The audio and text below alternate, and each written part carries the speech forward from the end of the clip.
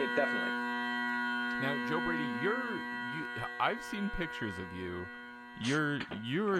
You can't possibly be the same Joe Brady who, after 33 years, retired from the New York City, police department, I think, and marched with bagpipers in the front of a parade.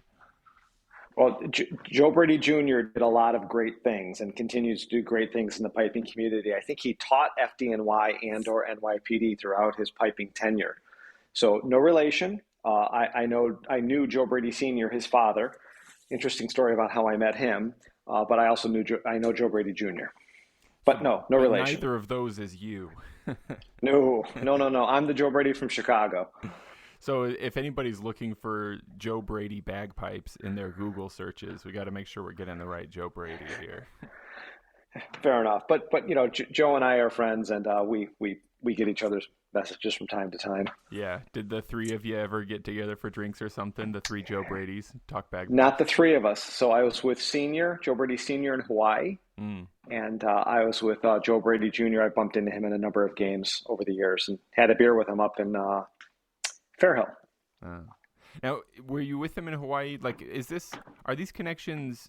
I'm not sure. Tell me all about yourself, Joe Brady, because I can't tell. Are you involved directly with military service? Are you a policeman? What? Nope. I was the police. I was the police for almost 20 years. Most of that time with the city of Chicago. So that's my background there. But the Hawaii thing, I got invited to be a guest player with a band called the Atlantic Watch Pipe Band. They're out of New Jersey. And so they invited me and my wife, who's a tenor drummer, to come to Hawaii. This is 20 years ago now. And I'm getting on the plane in Newark. And the flight attendant goes, oh, another Joe Brady. Your dad's on the plane already. And I'm like, I thought she was just kidding with me, right? Yeah. No idea. And so I sit down on my plane, and we're about halfway over the Pacific Ocean. And I hear a guy behind me singing Pibroch. He's singing the tune. Yeah. I turn around and look. I go, what peep is that? He goes, are you a piper? And I go, yeah, I'm a piper. And he put his hand out. He goes, hi, I'm Joe Brady. And I looked. I go, oh my goodness, I'm Joe Brady. Did you think for a second that possibly there was like a time continuum breakdown and you were seeing yourself from the future?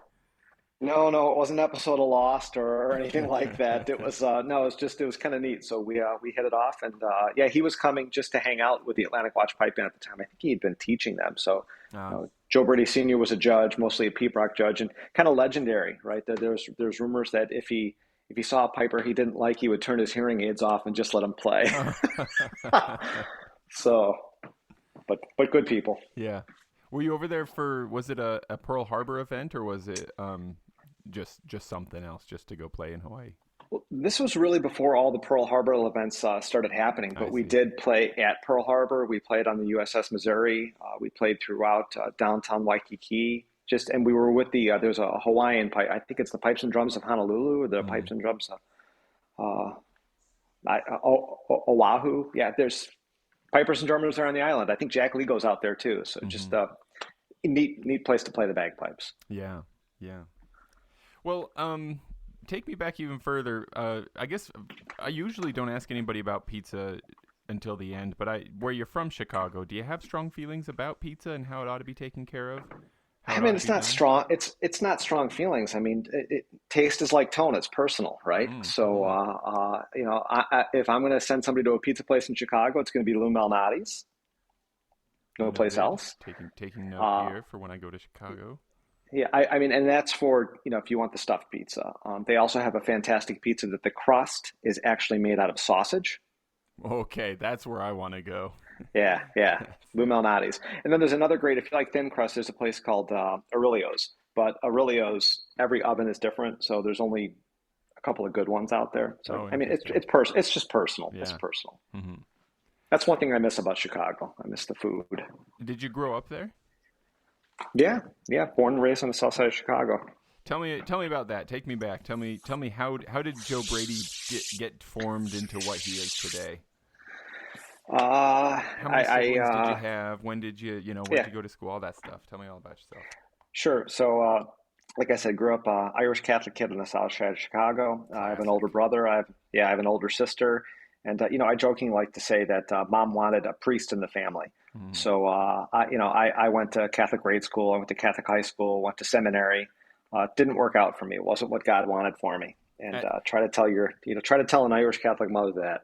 right. At that time But and place, were these Catholic schools going to be gender split, and so you would have been surrounded by only boys, or were there what do you say, yeah, co-eds? Like what it was was it? it was only boys. So it's Yeah. funny. Like, and the woman I married, my wife, I went to the all boys Catholic school. She went to the all girls Catholic school, and we met doing, don't laugh at us, High School Musicals. No, So we that's needed girls, they needed boys. in so many ways that's my own experience with my own wife. We both went to public schools in predominantly Mormon places, but it was musicals for us as well. So I won't laugh at you Yep. one bit. Yeah, it's like an episode of Glee how we met. But at I'm about imagining nine, like this is the first girl you've ever met in your life, and you're the first boy she's ever met, and you just fall in love right away. well, not quite. She actually had a boyfriend who was a football player at a high school there, and I didn't Hey, like the way he treated her. So go you! All right, yeah, yep, life worked out well. 29 years later, married, so we're doing okay. lovely. Uh, but at nine, I started taking lessons with the Stockyard Kilty Band in Chicago, Wow, that's Southside young. Band, and Were you the yeah, and the youngest guy guy that taught. around, or?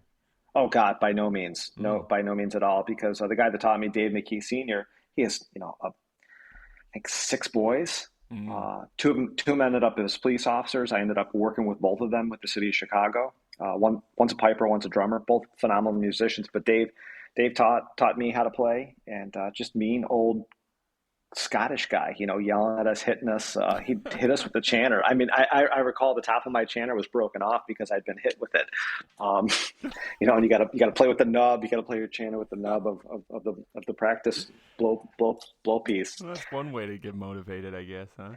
Yeah, so off and on. I wish it would have been more on as a kid, but I mean, you get distracted. You do other things growing up, Yeah. and I didn't get really fully back into it until I got on the job as a cop. And when I got back on the job as a police officer, someone's like, "Hey, you played the bagpipes, didn't you?" I'm like, "Yeah." "You should join the Emerald Society." A bunch of drunk cops playing the bagpipes. I joined. Whacking each other with Um, chanters.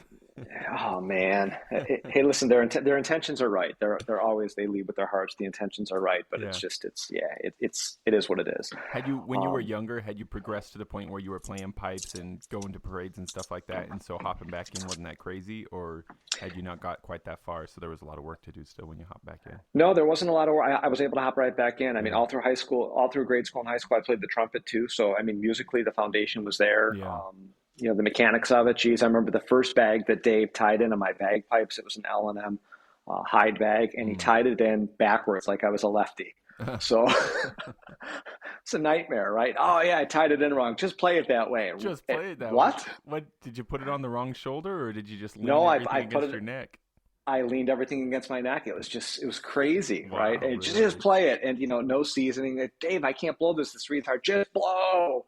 What does that even mean? Just blow. What does that mean? Blow harder. You're not blowing hard enough. It's mind-boggling. Man, if I But ever yeah. feel bad about my shortcomings as a teacher, I'm just gonna remember this story. Oh, but my story is not alone there. I mean, there's teachers like that's just how they were.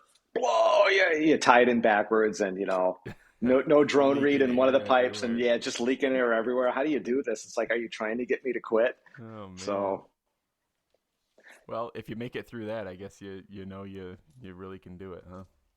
yeah, well, I'm doing it. So I'm still doing it, not just marking time doing it. So Yeah. So then, at what point does you join the Emerald Society?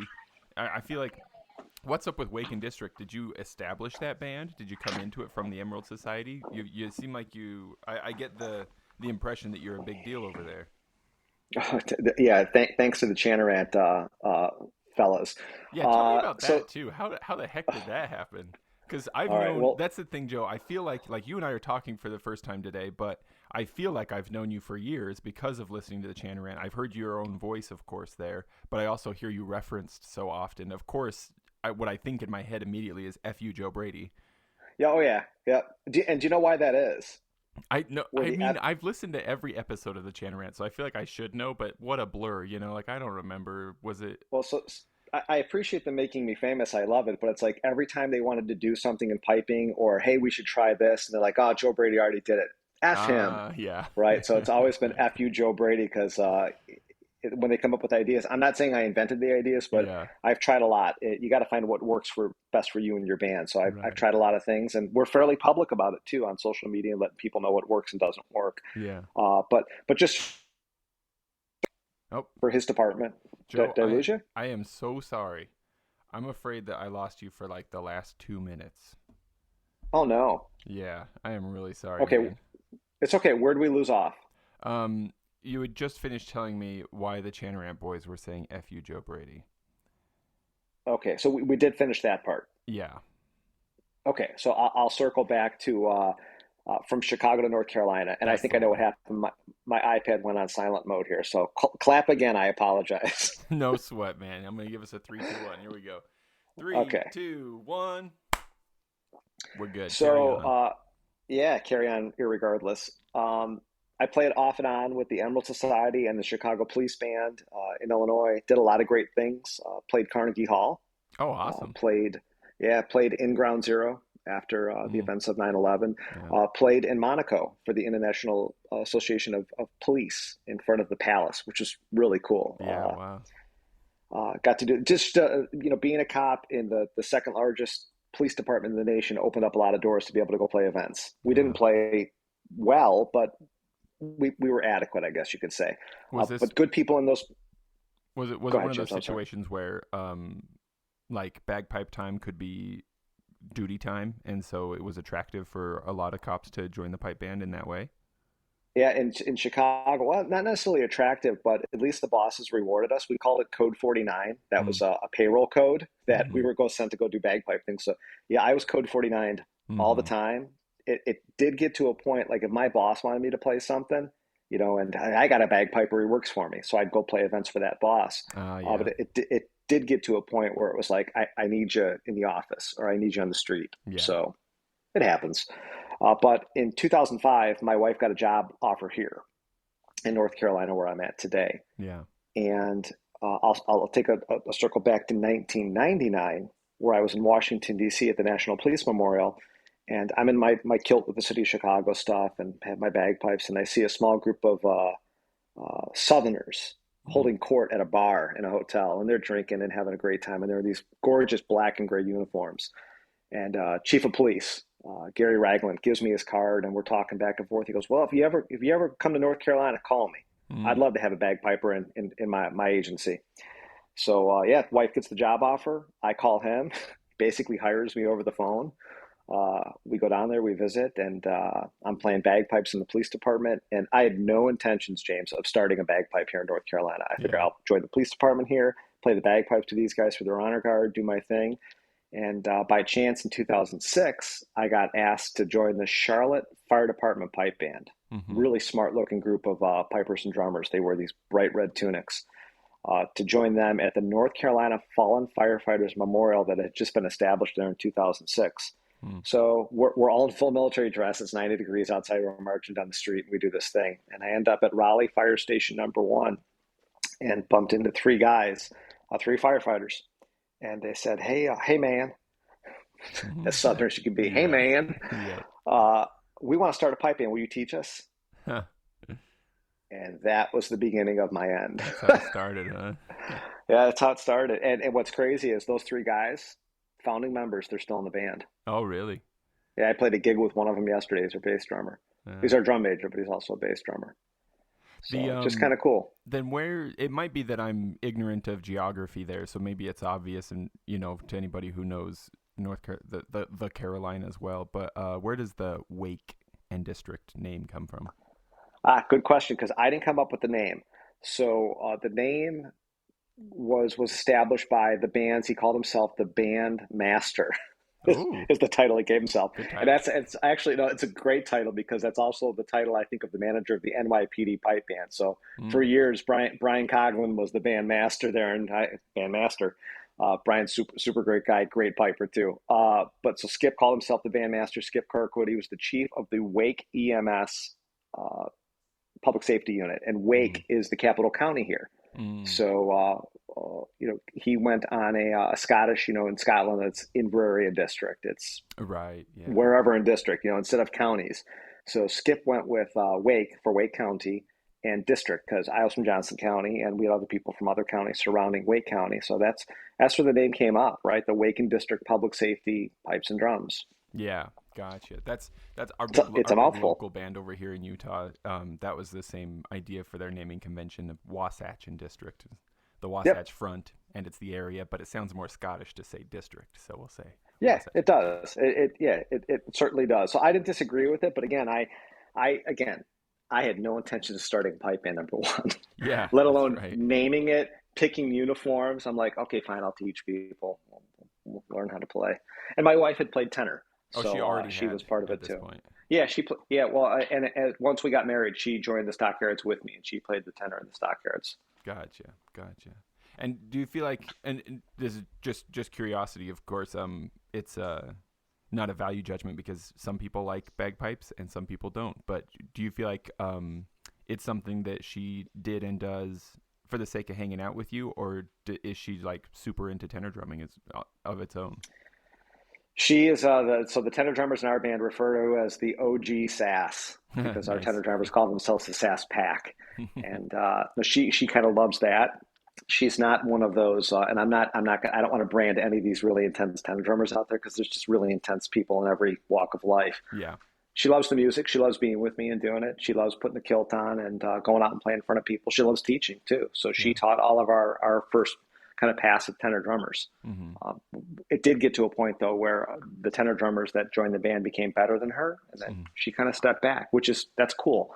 Yeah. I'm in a similar position right now with the band that there's so many great players in the circle that I'm standing back just a bit in awe. Like, Mm. this is cool. We Yeah. did this. But yeah, so yeah, I mean, she still hangs out with the group and still teaches and things like that. Well, it is really cool. I see that you guys are shooting to send your grade 3 band to Scotland next year. Sure are. Yeah, that's the intent. How does that feel to kind of, I mean, like it hasn't happened yet, right? So like don't stop pushing momentum or anything like that, right? But like sitting Well, here, I can imagine that like viewing the timeline in your own head from that chance encounter, we want to play bagpipes, will you teach us, up to having a band at Worlds. that's kind of, not a lot of people see that in one lifetime, That's pretty cool. and I'll circle back to the beginning. So when we first started, I, again, had no intentions of starting a bagpipe band here in the Raleigh area, none. Mm. When we did start it, the intent was to be a public safety band. And it turned into competition. We went out in 2007 and did our first competition at Loch Norman. And never forget Sandy Jones, who's a legend out here, greeted us, at the Oh yeah. line, and he was our judge and just said, thank you for being here. We're so glad to see a new band out here. And here we were out there in these black shirts, black ties, black socks. This was before anybody was wearing all black, right? And we're out there in all black, checkered Glengarry's. Like, who are these Y'all guys? do Is this have the NASCAR pipe band? yeah, you got a pretty rock and roll look for a pipe band. And I do And like that. again, not me. I'm surrounded by people who say, "Hey, can we do this?" There's only one uniform item, James, that will, as long as I'm in the band, it's going to stay. And it's the checkered Glengarry's, because that's my nod to the city of Chicago Police Force, because Well, that's what we I wore. it's part of your like I love your sort of like minimalistic design approach to like social media posts and stuff like that, and that the checkers come into that. So I feel like as an outsider looking in, I feel like that's distinctive and it's classy, and you ought to keep it because I definitely associate that with Waken District at this point. Yeah, we worked with a great branding guy here in Johnston County. Vast is their name, VAST. So Joel's just super smart guy, and everything is minimalistic. Everything Yeah, is that he does. And very I like classy. that style design. Yeah, it's easy because you know what? It's easy to embroider on a shirt. Right? Yeah, It's easy. totally. Yeah. And that's why I said I want something easy to embroider on a shirt. But yeah, we worked with him. So it's become a little bit iconic. The FOF is what a lot of people call the logo, Mm, the FOF. So hmm. if you look at the logo, it makes up the letters FOF, and Yeah, I that's the see band's that. motto, for our fallen, for our fallen. Oh, And then okay. you have the checkerboard in the center. And it's a shield too. So kind of all that kind of plays in Right. together. Yeah, So and Joel did a tell great me about job. the For Our Fallen thing. Does that have to do with your mission statement as a band? Yeah, first and foremost, that's what we do. Play for our fallen. And so what does that end up looking like sort of on a day-to-day basis? Is it a lot of like no charge funerals, memorial services? So just putting this out there, we would never ever charge for a line of duty funeral, Hmm. ever. And that's actually a rumor that's circulated right now because we just lost a deputy last week, and we weren't asked to play. We never solicit. We'll never contact the family or the agency. Agencies know how to get a hold of us because we play a lot of events. We play graduations, we play promotions. We played a Durham Fire Department promotion yesterday with a small group. So we don't charge for those things. That's our mission first and foremost. But it's funny, just going back to our first competition at Loch Norman, when Sandy greeted us, I remember other bands there, other like competition bands going, well, they're a public safety band. They're a fire band. Right. Because people are telling us, oh, you're just a fire band. That's the key word, right? You're just a public safety band, just a fire band. Well, think back 15 years ago of what the fire bands looked like and what the competition kind of circuit looked like. It was different. It was in North America. It was different. So we went out there. We won, James. We won in grade 5. Quick march medley. We won and got to march off the field. And quickly it shifted from, well, you guys are a fire band to the fire band's telling us, well, you're a competition band. Oh, it's like, I can't win. Yeah.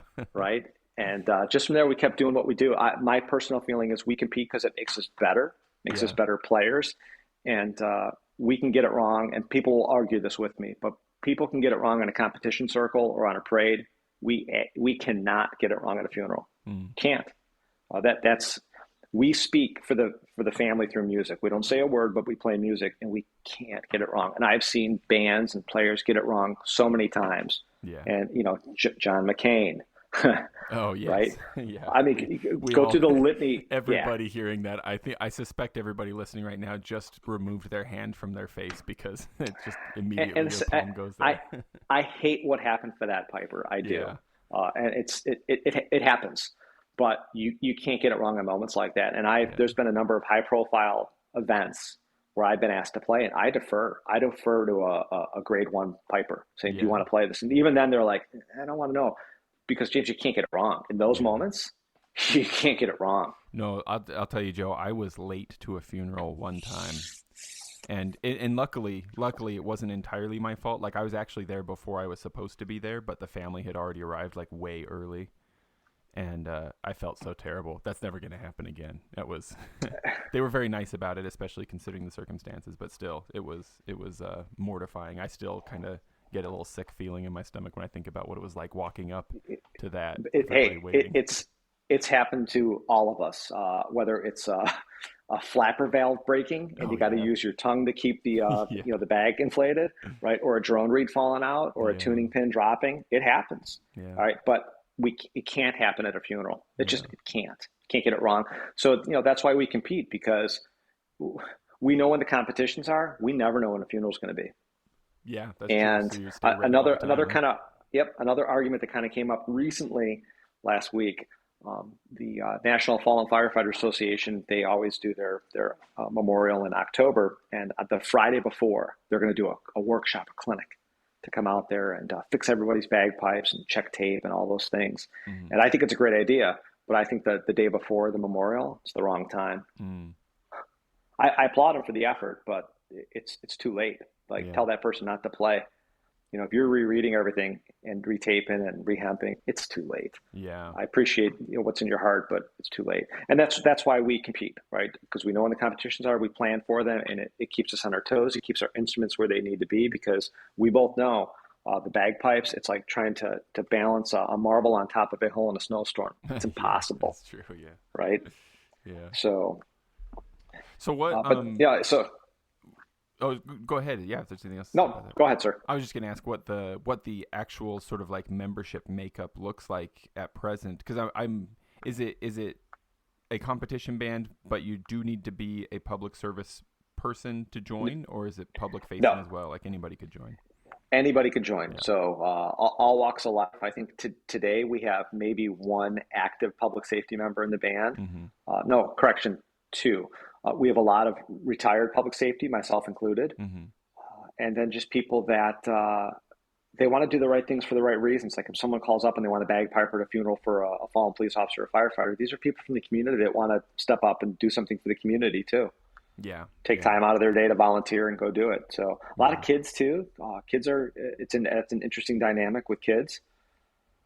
So we've afforded a lot of our kids that have come through the program, because we're a 501c3, volunteer hours. And we had one young player that she was off at Johns Hopkins now, and she recorded over 1,000 volunteer hours and showed Johns Hopkins. They're like, "What? Doing what?" She goes, "Playing the bagpipes." It's like, Nice. whoa, that's cool. But even, I think of one of our young drummers. He's no longer young. He's off at university now. But you got to meet the governor of North Carolina. Got to get his picture taken with the colonel from the Highway Patrol. Yeah. Just, it opens up cool doors. Like, it's cool for people. Yeah. Well, what else do you do in the bagpipe realm? Tell me more about, because I know you've got your fingers in a few different pies here. What else takes up your time in terms of bagpiping? So the big thing right now is partnering with Roddy MacLellan of MacLellan Bagpipes. So I met Roddy about 20 years ago and ordered a set of pipes from him 20 years ago and sold them since then. And I wish I would have kept them, but Roddy is based in North Carolina, in Matthews, North Carolina, which is out near Charlotte. So about 3 hours from me, and go back and forth. Roddy's daughter's a piper, other daughter's a drummer, and got the idea a couple of years ago. Hey, Roddy, would you move to Raleigh? And he goes, well, if the offer's right and we can get things going, and yeah, lo and behold, we played a gig in Zebulon. Next door to a distillery. We played a gig for a distillery. And it's next door to, I didn't realize it was next door to a distillery. I've been watching the social media posts of the shop being redone. I didn't realize it was next door to a distillery. Yeah, so we can't. Yeah, it's next door to a distillery, that's the distillery that we played at. Yeah, so we've been playing at Old Raleigh since last year in March. We played for a bourbon release. We've been playing every release since. Yeah, it's awesome hanging out there. But saw the building available and talked to the owner and said, hey, would you let us convert this to a bagpipe studio? Well, you better talk to the town of Zebulon. We talked to the town of Zebulon. Oh man, they're head over heels for this thing. They think it's the coolest thing. It's what other town can say they have a bagpipe studio in their downtown corridor. I asked my wife the other day, I was like, do you want to move? Because my little sister just bought a house in North Carolina. And I asked my wife, I was like, do you want to move to North Carolina too? There's this town called Zebulon. I love it. So yeah, like, man, if I could be close to the workshop, shoot, wouldn't that be awesome? Anytime you need anything, you just walk down the street instead of getting online. Yeah, here's the key. Just walk in. So just talking to Roddy and really, Wake has played Roddy's Chanter. Roddy makes a great bagpipe, but Roddy's bagpipe is tone personal to him. It sounds the way he wants it to sound, right? Because he's the maker, and different woods. He uses the same bore every time, and while all the profiles will look different, none of his profiles affect the sound of the instrument. Because the inside stays the same, is that part of correct? it? Correct. Yeah. All the measurements are the same on the inside, and the measurements are based off a really old set of Hendersons that his father made. And just even going through Hendersons and looking at them, no two Henderson bagpipes are really made the same because they had so many different makers in there turning stuff, and things got changed around over the years. So, but Roddy modeled the bores off of his father's pipes, and that's the sound Roddy likes. I said it before, tone's personal, so that's the sound Roddy likes. But what does change is using the same bore with African Blackwood versus Coca-Cola versus Mexican Ebony. Name a wood, it presents differently. And Roddy is a huge fan of Coca-Cola because of the way it's warm, and that drone bore fills the room with sound. Is that bowling pin looking profile unique to Roddy? I feel like I've only ever seen it on his bagpipes. So it is unique to him. There are some older bagpipes out there that have a similar kind of profile to them. But so Roddy, just by nature, not by nature, his training goes back. He's traditionally trained in the Glasgow School of Arts, and he did jewelry for Tiffany's. Oh, really? And Roddy's style is natural movements, just natural movements. I mean, just curves and he showed me how he got that profile. It's a natural movement of your hand on the lathe. Just very natural movement of your hand on the lathe is what got that bowling pin style look. It's just aesthetic. Some people I don't like that. Doesn't look traditional. Doesn't look regimental. Roddy's not a fan of regimental. Too hard looking. Will he make a bagpipe like that for somebody? He's made a ton of bagpipes like that for people. So what he calls the traditional profile. Yeah. One of my favorite things about that workshop remodel, just watching the photos go up on Instagram, was those door handles. Those are so cool. Yeah, that's Coca-Cola with brass, and he lined it with a brass rod. So I cannot wait to put that on the front door. Just can't wait, because every time you step into the shop, you're gonna touch one of Roddy's bagpipes. Yeah, so cool.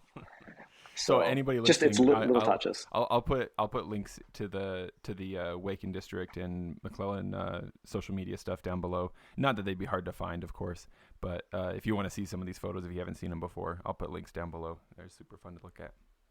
Thank you. Yeah, for sure. But with so working with Roddy, Wake has played his chanter. Roddy made a great chanter, the Mac 1 chanter. So we played that for years, and we weren't getting quite what we wanted out of the top hand from it, just the punch. So we asked him to modify it, and begrudgingly, he didn't. No, there's nothing wrong with my chanter, And Roddy, we just want a bigger sound, right? So we modified it, and we're going to continue to make small little tweaks to the Elevation Chanter series. It's interesting going through chanters and what people like and tone people like. And I mean, James, we cut a lot of chanters in half too to see what was the voodoo, right? Oh yeah. And we made molds of the insides of other brand chanters to check to see what the bores look like inside those chanters. And there's a lot of inconsistencies out there. I'm not going to name names, but there's a lot of chanters that people praise that we checked the bores on them, and we couldn't find two that were consistent in terms of depth, width. Yeah.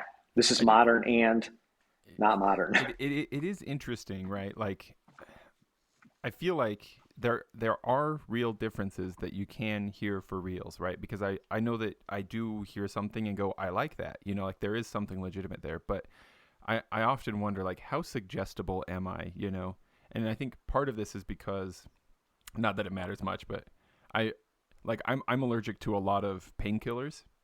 And so since I was a kid, I've had to get pretty good at placeboing myself on purpose. Like I'll look at a glass of orange juice and be like, this is going to cure my headache. I know it will. And then I drink the orange juice and just like, yes, I feel better now, And it does make me wonder a little bit, like, to what degree, if I know that the set of pipes I'm listening to, or the chanter I'm listening to, or the drone reeds I'm listening to are supposed to sound rich or supposed to be high quality, to what degree does that affect the way that I actually perceive those vibrations in the air? You know what I mean?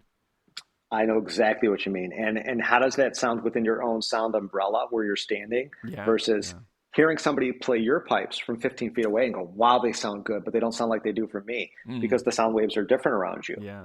Right. The tone is just projecting differently. Or people saying, hey, I want the same setup Jack Lee has, and they get it and they go, well, I don't sound like Jack Lee. Well, you're not Jack Lee. I wish it worked that way. But he blows tone differently. I mean, you could have a similar setup, but even drone reeds, we found inconsistencies with the way drone reeds respond in drones. It's very strange because, again, you're dealing with things that are made by human hand. Yeah. And I'm a huge fan of the balanced tone drone reeds, the red, white, and blue ones that Bruce makes. And Roddy doesn't like them. I don't like the way they sound on my pipes. The bass sounds too thick. It's just too buzzy. Now I like a buzzy bass. I was gonna say that's what I look for. I like the bass to buzz, but there you go. Right? See, he doesn't. He wants something warm and very room filling. But he's like, well, if that's what you like. But to your point with that sound, especially coming off the chanter, for me, it's hearing the way my F and my D and even my B, the minor chord notes come off the drones, and hearing that vibration, it's like, oh, that's cool. I got it. Yeah. Right. Personal. It's all very, very personal. Yeah. Well, and I don't think that I have an especially precise ear anyway, but I can tell you, and this is in no way a paid promotion or anything like that, but I have an elevation chanter, and where I live at elevation, I just like having a high G that I can actually hear. So even just in simple terms, having a top hand that actually makes enough noise to be heard is exciting. So I like that innovation. No, that's cool, and that was one of the things that we wanted to tackle. And we worked with Andrew and Josh. We gave them some chanters to test, and we wanted to prove that high G could be sustainable in North America at elevation. So we did it. Check the box. But again, when you start moving holes around, it impacts every other hole. Yeah. And there was a tendency for us kind of here where the elevation isn't as high, for that high A to be a little bit flat to get that G in place. Yeah. So we're going to continue to to refine it, whether we open it or move it up or down, or even if we make the low G hole smaller. Because if you look at that elevation chanter, that low G hole is huge. Right. Yeah. And that was on purpose so that we can control it and see where tape was going to be consistent on it. Yeah. Yeah. So, but if you start closing up that low G or move it up or down, it affects every note on the chanter, and then you're chasing.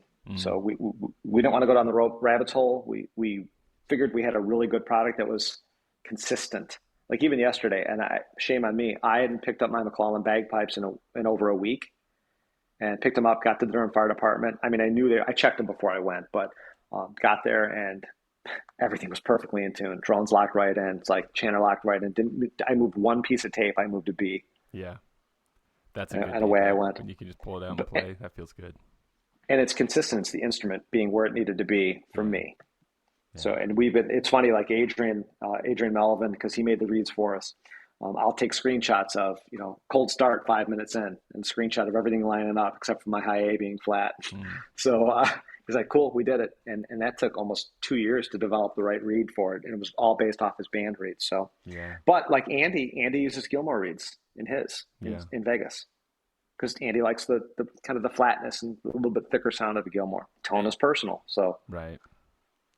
Now, since like in your in your grown-up years, in your adult life, have you pursued more bagpipe education in a formal way, or has a lot of this been accumulating experience through talking to people, maybe at workshops and stuff, but also just through just doing it?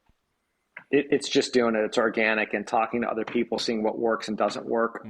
Like what the stuff that Doogie's done, just amazing that he's documented so much of what works and what doesn't work.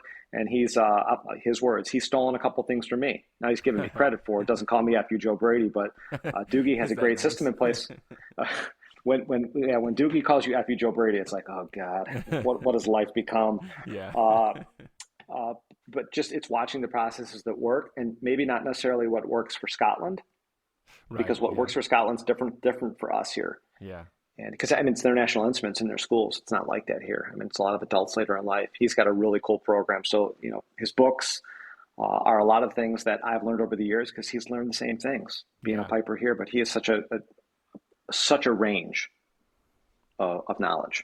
So just relying on people like him, I learned a lot of what not to do. That's probably more important than anything else, James. I've learned from a lot of people over the years of don't do this. Yeah.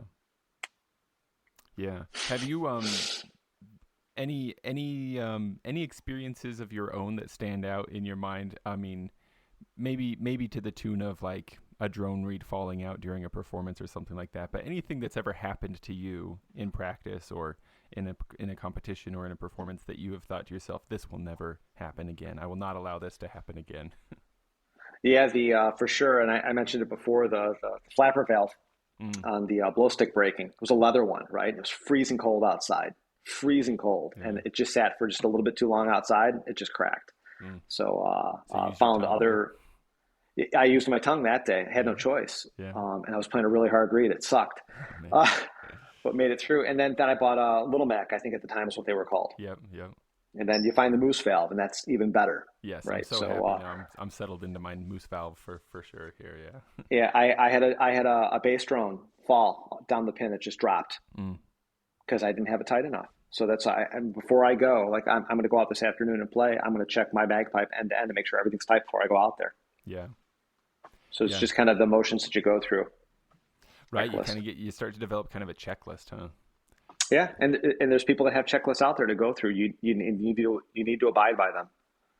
Now, speaking of things that we do when we're kind of like getting ready to play, I'm curious if you've given this any thought before, Joe. I was just chatting with my friend Jeremy last night about the things we do with our chanters, like to check tuning when we first strike in. We have these little like runs like or like like we all run through something, right? And it's I think often the same thing every time or some variation of it. I've begun to wonder, like, are these like fingerprints? Like do each of us have one that's at least even on a scale of like slight variation unique to ourselves? What do you think as a person who's been around in this with multiple bands and stuff like that? Do we all have our own warm-up scale check thing? We do weird ones to check even a brand new reed. They put it in the chanter and play dum ba da dee da da da. It's like, what are you doing, right? Yeah. So our warm-up routine is first you come to the circle with your chanter capped, right? You got a moisture control cap on there. You cap your chanter. You come to the circle. We check everyone's moisture, and this is I still do this today just if I'm by myself. You check it to make sure the right amount of moisture and humidity is on your chanter reed. We take it out. We put it in together. Cap goes in the pocket. And we all just start playing. No runs, just start playing a tune. not a warm-up exercise, not pinching the reed, not licking it like it's a lollipop, and just play a tune and just into your circle, play your tune. And then as soon as you hear whoever's leading step in and start playing Castle Dangerous, we all come in together. Hate everybody's standing in a circle playing whatever they want until someone correct, steps. but I see. Gotcha. playing tunes, not warm up, not checking a high A or doing bump da beat da da da. Right. It's silly because you're not going to blow consistently that way. Yeah. We also have the gauges on all of our bagpipes too. So the gauge that Tad Myers designed, it's wicked to make. It's actually mortifying because it lets you know that you're terrible at blowing consistent and steady. I know that's why I don't like getting in front of those or the digital ones that just listen to your sound and show you how much it wavers every time you blow in. Well, no one can blow perfect. Nobody can blow perfect. Nobody. Yeah.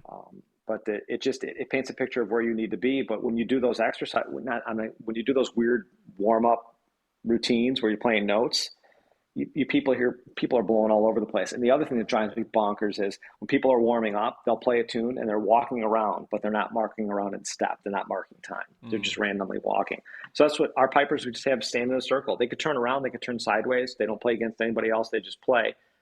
We turn in, we all start playing Castle Dangerous. Nothing has to be said. So yeah, I don't like those silly warm up things. Like even my own personal pipes. Yesterday I picked them up in Durham and I started playing Castle Dangerous. Just get the pipes where they need to be in about 5 minutes. They're right tunable where I need them. They're settled. Yeah. And away we go. Hello, friends. First of all, let me just give a quick apology to Danny P., who left the show a 2-star rating a little while ago because my audio is so often quieter than that of my guests. This is another episode where I've done all I can to level it out, but I doubt it will satisfy. On that note, feel free to leave the show a rating and or review on your favorite podcasting platforms. No obligation to give the coveted quinta-astral rating, but just saying, low ratings do kind of hide the show when folks are looking for bagpiping podcasts, while high ratings make it show up in their search results. So, maybe leave a rating if you feel like leaving 5 stars, and if you don't feel like you could bring yourself to leave 5 stars and just have a lot of constructive criticism for me, maybe send me an email instead. On that note, you can email the show anytime at TheDroningOnPodcast@gmail.com. You can follow the show on Facebook. Just search Droning On Podcast, or on Instagram at droning.on.podcast. And I promise that I will never be upset with anyone for patronizing the show over at patreon.com/droningonpodcast. Direct links to all these things can be found in the show notes. You can also buy cool bagpipe and drum related shirts and such over at bagpipeswag.com. That's another way to support me and the show. And if you want to get some of your own band's merch up on there, or your personal gigging merch on Bagpipe Swag, just let me know. It's easy to set up, and it's a great way to look really cool and pick up some passive income while you're at it. Thanks, friends. Back to the show with Joe. Joe, I usually would ask somebody what initially sparked their interest in bagpipes, but and correct me if I'm wrong, but I feel like you started it at such a young age and under such abusive conditions that maybe you don't remember, or maybe there wasn't a spark of interest. It's just a thing that happened. But what I am curious about is that you have expended a lot of energy on bagpipes over the course of your life, and I'm curious, how did you not run out of interest or energy? Like, what continues to spark your interest in bagpipes? Why do you keep doing this? So I did run out of interest twice in the last 15 years. One of it happened right at the beginning of COVID. When it was first announced and the lockdowns went into place, I got a spot for two weeks. I didn't know what to do. Like, what do we do? Yeah. What do we do? We were all thinking, what do we do? Got out of that real quick. And then just this last year, leading up going to Chicago with our grade 3 band, I put the general band on break for 2 months because I was burnt out. I didn't have a spark. I wanted to get through Chicago and do that and play. And we were victorious. It was fantastic. 14 ones across the board. It was a great day. And I have since stepped back from the grade 3, but my spark is actually kind of renewed to the band. That's really good to hear, Joe. I think it's, at least for me, and I'm just going to go ahead and assume that it's good for a lot of us to hear, because it's easy, of course, in all aspects of life, for us to look at other people and think, well, why can't I do as well as them, right? Or why can't I keep going like they are? Because, of course, what we see is when a person's turned on and 100%, right? We don't often get that, but internally we see when we are losing, when we have not. So we see other people when they're sparking, if you will, but we're also conscious of when we are not sparking ourselves personally, and we compare those two things, you know? And that's fair to do. And that's part of the reason we put up a lot of the quotes that we put up on social media. Yeah. So people think that it might be for them and it speaks to them. Great. Not our intent, but I'm glad it speaks to you and I'm glad you get something out of it. But we put those up based on things that happen within our organization, things that happen to our members, things that we see happening to us. So you can go through every quote that you'll find for us on Facebook or Twitter or wherever people put them up. And it's not just me. Like I see what happens to our band members. And I'm like, geez.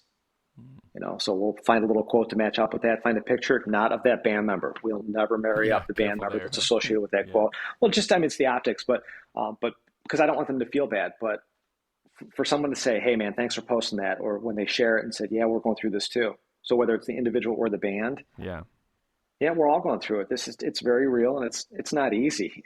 James, none of this is easy. We picked the bagpipes and drums to play. What's wrong with us? We're mental. Yes, I think we all ask ourselves that question often, right? Why am I doing this? What's going on? For me, and it just goes back to what Dave McKee Sr., my instructor, said, it's the greatest music in the world. It's just the greatest music. I love it. Yeah.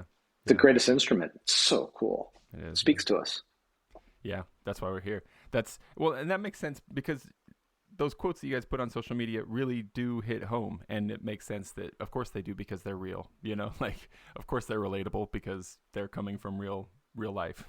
So yeah, it's things that we hear and experience and then we share them. And again, I'm not alone with the social media stuff. I have a group of 70 people plus in the band that they'll say, hey, did you see this? You should share this. Yeah. So we do that. Yeah, it's interesting. Who usually, when you're not playing for gigs, when you're just like practicing or playing for yourself, who usually is your audience? Does anybody hear you, or do you often go out alone? No, so I have an apartment above my garage, so it's just me in there, playing, tinkering with my instrument, trying new reeds, trying new drone reeds, recording, hearing how it sounds. Yeah. I hate recording myself. But you do it anyway, huh? I do it anyway because I need to know how it sounds. Yeah. Who do you think? And you can say anything you want here. I'm not going to double check it. Who do you think is your biggest fan? I think I know who my biggest haters are. Does that make my fans? No, it's interesting how many people like, oh, Joe Brady. They don't even know me, but like he's an a-hole, and they have no idea who I am. So are they my fans because they're following me? Maybe. But they're my haters. So that's a really good question. My biggest fan, well, my wife. She's my biggest fan, and I'm her biggest fan. So, but in the band, in the pipe band scene, I don't see it that way. I just see a lot of haters, and to me, they're fans. There you go. Because if they're watching me or my band of what we're doing right, wrong, or indifferent, and they're following us and hating on us, then they're our fans. Yeah. I love it. Very nice. Yeah. Now, we just finished up with Worlds as we're recording this, though there will be a little delay before it gets posted. But one of my buddies, Jim, who supports the show, he suggested I ask a few questions, and these ones I think fit especially. I really want to put them to you. Okay. First question, do you think that grade 1 bands are too big? Size matters, right? That whole controversy. Okay, my answer is no, I don't. It provides a different depth of sound. Here's what I will say, that the quality of grade 1 bands today, it's awesome. It is, right? All of those bands sounded even after all the nonsense of the lockdowns, and they sounded awesome. That's the thing, right? I thought this year they'd be coming out and I'd be able to tell a difference, but no. So here's a better question, right? Do we need grade 0 bands now, or do we need professional level bands? So and think there's at least 8 bands that would go into that professional category. Yeah, and then that opens up opportunity for other bands that are also excellent to do well in grade 1, doesn't it? Exactly, and not just be intimidated by it. Yeah. So no, I don't think they're too big. Now, at the same time, James, we've gone to contests as my own band that the judges put on the score sheet. Could have used a little bit more depth. Okay, I'm sorry. We only had 2 snare drummers out that day. What do you want me to do? We only had 6 pipers, right? Because even the judges are human. They get used to seeing a big band and they're impressed by a big band. Some of them are. Some of them see through it, right? And the bigger band doesn't always hide things. Yeah. But some bands think a bigger band hides things, right? That they could hide a weaker piper, between 2 strong ones. And That's the contest, and I've seen it happen where a judge stands right behind that weak piper and just tears them apart. Mm-hmm. 18 pipers in the circle, they pick one. Is that Yeah. fair? I don't. Me personally, I don't think size matter. It's certainly visually impressive, and even from a sound perspective. But a big band could also just suck too. So Yeah. Yeah, true enough. Do you think that white hose are ever going to come back into fashion, or have we I left those in the love white past? hose. Do you? So when I saw the tribute band come out in white popcorn hose, I was like, Yeah. oh, this is awesome. I love it. They were wearing jackets, and I just thought it was the coolest thing. I love white hose, but here in North Carolina, I would get white hose in a heartbeat. Would you? But in North Carolina, the games here, they're typically muddy, and it's not your normal mud. It's the red clay mud, and it's got that iron in it, and it just stains everything it touches. You'd have to So buy a we new. destroy them. Yeah, you have to buy new ones every time, huh? Yeah, and I mean, I have a couple pairs of white socks. I love them, and we were going to do this. We did the Spirit of '76, but the Spirit of '76 socks, the original ones we had, were white. We were going to go out at a tattoo performance wearing white socks. Man, I love it. Gotta do it. Just no yellow flashes. Speaking. Oh, there you go. Yeah, make those cool. If you can play so well that you make yellow flashes cool, then that's really making it, huh? Well, I think RCMP does a good job of that. They wear yellow flashes. Oh, I didn't even realize that. Yeah. Well, speaking of placebo stuff, like I think that's probably what's going on here. But for me personally, I've always thought that the white hose are softer somehow. They're more comfortable, but that might just be because the popcorn thing looks nice and gentle. It really comes down to the vendor that you get the socks from. Yeah, And for most sure. of the vendors today are getting the socks that are probably made in Pakistan, the Piper's hose. Mm-hmm. We deal directly with a vendor, House of Cheviot. I'm probably saying it Oh yeah, I wrong. know that one. That's what our band uses We too. Yeah, we go directly to them, Yeah. and they're awesome to work with. And it's just comfortable socks. But Mm-hmm. the problem with socks is, I don't like these. These are too tight on my calves. Mm. These are too thin. These are my feet, right? So you got to find what works best for everybody. Yeah. But I like soft. I don't like. I mean, I grew up with the ones that were cable knit, and they just shred the bottom of your feet like it's Right. a I cheese shredder. always double sock with those. Wear some Ugh. Nike socks or something on the inside. Then you need a bigger pair of gillies too. So Yeah. Yeah. the rabbit hole. Do you ever feel like competition tuning has gone too sharp and we need to recalibrate? Again, I'll talk about the United States. Mm-hmm. In the United States, all these bands playing, and I'm not going to plug a brand, but all these bands playing chanters and reeds that work very well in Scotland, Mm-hmm. they don't work well here, Mm-hmm. especially when it gets hot out. And I could say that firsthand because 7 years ago when Inverary and Fife were here in the United States playing at the Virginia International Tattoo, they were creeping up to 492, 493, 494. Hmm. And I'm not going to say they were panicking, but they're like, geez, this is what you guys got to deal with, Mm-hmm. right? Yeah. And they were playing different chanters that you see all the bands in Scotland playing those chanter recombinations with. And for them, they could probably sustain that tone. Even Field Marshal on the day in Glasgow this past weekend, they were up near 490, if not just above, Yeah. right? But it's sustainable there because it's in Scotland, and they were all complaining about the heat because it was in the mid 80s. Yeah. Come on, man. Yeah. Come on, man. We know because here in North Carolina, 95, 100, 100 degrees, 80% humidity. It's brutal, and the instrument is affected by it. So, me personally, that's why we worked with Roddy because we wanted to bring the pitch down. Yeah. We Hey, I think I got your back. I see you. I don't hear you yet. Here we go. Did I lose you for a second? Did I lose you for a second there? Just for a second. You're just saying that's why you worked with Roddy to bring the pitch down. Correct. Yeah, and it was for us because seeing bands here in North America or bands in the mountains suffering from a weird top hand and high G and high A, Mm-hmm. we wanted something that worked for us because James, hands down, what works in Scotland doesn't always work for us here. Mm-hmm. Seen it happen. So that's do I think pitch has gotten too high? Yes, in North America. It's not sustainable because we can't blow tone the way Field Marshal and Inverary can. Mm-hmm. So we can't play the same chanters and reeds they're playing and expect to sound like them ever. What would you think? Do you think it's even feasible to suggest making this a part of competition, maybe at a certain grade level where there would be some parameters set for like you must be tuned within, so many hertz and so many hertz. And then if you're outside of that, then that's a red mark on your paper. That's minus 10. I don't know. It's You see bands that here's the double-edged sword of this whole tuning thing. A band that goes out there and is really, really flat is probably going to have a nice thick sound Mm. and very sustainable and play very, very well. They're going to sound good, but they're going to sound flat, Mm-hmm.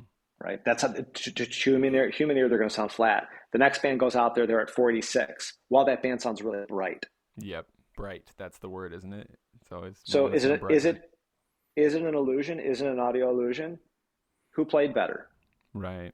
Right? What's more sustainable? And yeah, we get in the mix of it because humans hear differently. Yeah. And some people think that a sharp chanter is just shrilling and it sounds like a piccolo. But others would say it's bright. So exact. Well, a bright chanter can still sound like a piccolo. It could have a screaming high A or a screaming G. Yeah.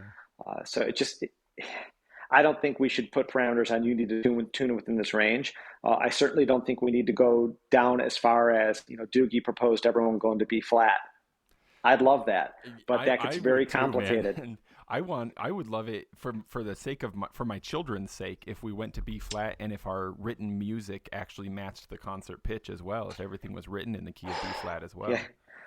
Try explaining that to music professionals when you have to interact with them, right? Exactly, man. And my kids who are going to piano lessons right now, I'm like, this is good that you're learning all this stuff. Get ready to throw it out the window when I teach you bagpipes because don't throw it out the window. Keep it there. It's valuable. It's valuable to have because at least you can communicate. Stuff, but like bagpipes it's like I feel like what happened to me as a kid is that bagpipes were like there's music and then there's bagpipes. Because there were so many rules that didn't apply, right? So much of this stuff, I'll apply this when I'm playing piano or trumpet or anything else, but not bagpipes. Bagpipes is correct. It's its own mix, literally. Mixolydian, it's its own mix. There you go, yep. Yeah, it's certainly strange. And, interfacing with other musicians, most of the times they don't get it, and then when you explain it to them, and I'm fortunate, I have a couple of music teachers in my band. Mm-hmm. That we send them to go talk to them. But going down to B flat, it's not just a matter of the chanter and the reed. It's also the bag. Mm-hmm. I'm sorry, the instrument, the bagpipe. Mm-hmm. Yeah. And you could do the extenders both at the tops and at the reeds, but that just creates instability. So you need a B flat instrument. The modern bagpipe wasn't designed to do concert A. Yeah. So it wasn't designed for it. Can we do it? Yeah, and Roddy's done it. We can make a bagpipe like that. Other makers have done that. So yeah. Joe, do you have any favorites? Any favorites to listen to? Individual pipers, trad groups, pipe bands. What do you like to put on rotation in the car? Oh, name it. I have it in my car. I just I came across the Piper's Maker series. So a live album that was recorded. Oh God, what was the fella's name? Where they mix in non-traditional music with piping and drumming. And I'd flip out my phone. I'm looking it up right now. I didn't know about this. Yeah. Is it the Piper and the Maker? Piper and the Maker. That's it. That's gotcha. It. Incredible. And I think Big Rab was talking about it in the show. So it runs the gamut. I think my favorite pipe band recording of all time, Master Blasters, Vicky Police. Oh yeah, right? Absolutely. That album is burnt into my brain. Mine too. You just hear like, holy cow! Like a track and a timestamp, and I think I would immediately know exactly what sound was happening at that time. Yeah, I'm a big fan of Aurora. Love what they're doing. Love their music. When they got on stage with the Power, it's just so cool, right? I wish I could have been there. So I mean, all these bands that keep coming up. Ross Ainsley's doing awesome things. Ross Miller's doing awesome things. Mm-hmm. It's just the modern, and we have a guy here that mixes like techno with bagpipes. A lot of people don't like that, and it's certainly fun. It's different. Mm-hmm. James, it runs the gamut. I'll listen to anything and go, I like that. That's kind of cool. And then we share music internally in the band. So like if somebody gets an album, they're like, hey, check this out. You should listen to this. Mm-hmm. And then 10 or 15 people buy the album. So we're always sharing music within the organization too. Mm-hmm. Mm-hmm. Very cool. Well, what about most commonly requested tunes, Joe Brady? Is there something that you feel like is really popular that you're often asked to play? So, we get asked a lot to play Cajun Grace. So what do you do when that request That's amazing. comes? That's amazing. That's Amazing Grace upbeat. You know what that is. And James will. We will never play it again. We will never play it again. And here's why. Is because we played it, I don't know, a couple of years after 9/11. We're in a bar playing it, and playing Amazing Grace, Stoic, and all that stuff. And then we go wee da da da ba da ba ba da da. It's fun. Yeah. We got done playing it. We had a jovial time. The place was crowded. Everybody was just having a good time. A firefighter from the city of New York Fire Department came up to me. He goes, "That was the most disrespectful thing I've ever seen in my life." Because you're honoring dead firemen by doing that nonsense. And you know what? He's right. Yeah. I'll never do it again. I'll never do it again. So we get requested to do it all the time, and I'm like, nope, not going to do it. Not going to do it. So typically now when we get requests, it's like, do you want something fun, upbeat, march, or do you want something sad?